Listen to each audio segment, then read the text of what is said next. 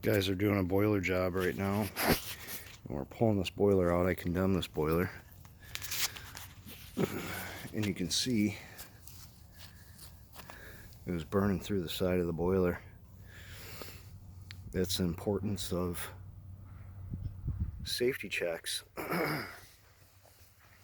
boiler's probably from 1983, right around there. And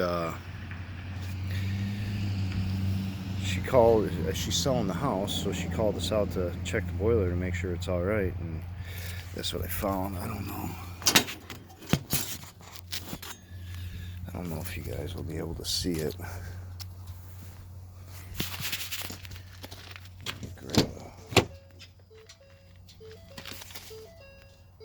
Hold on a second, let me grab a flashlight. Let's see if I can get you up there and look.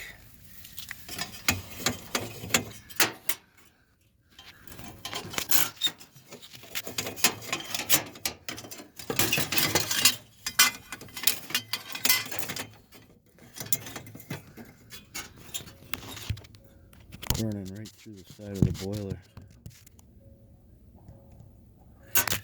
So that's the importance of safety checks. Alright guys, I'll see you in the next one.